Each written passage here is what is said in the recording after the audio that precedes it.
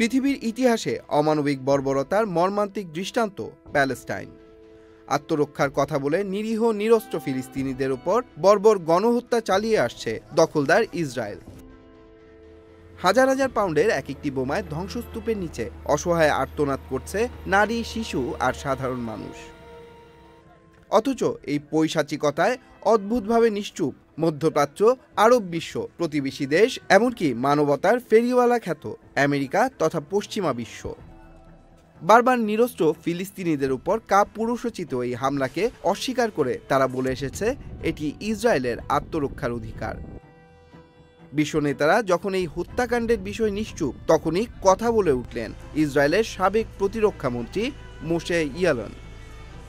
দেশটির এক television channel Democrat টিভিকে দেয়া সাক্ষাৎকারে সাবেক প্রতিরক্ষা মন্ত্রী মোশে ইয়ালন বলেন, গাজার উত্তরাঞ্চলে ইসরায়েল জাতিগত নিধন চালাচ্ছে।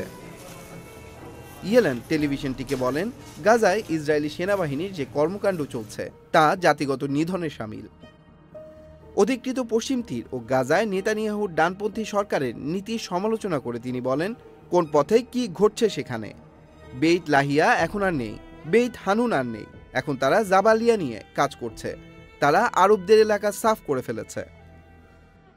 গত 5 অক্টোবর থেকে গাজার উত্তরাঞ্চলে বড় ধরনের স্থল আক্রমণ শুরু করে ইসরায়েল। গত বছর অক্টোবরে হামাসের আন্তঃসীমান্ত হামলার পর ইসরায়েলের তাণ্ডবে এখন পর্যন্ত প্রায় 44,400 মানুষ নিহত হয়েছে। আহত হয়েছে প্রায় 1,05,000-এরও বেশি মানুষ।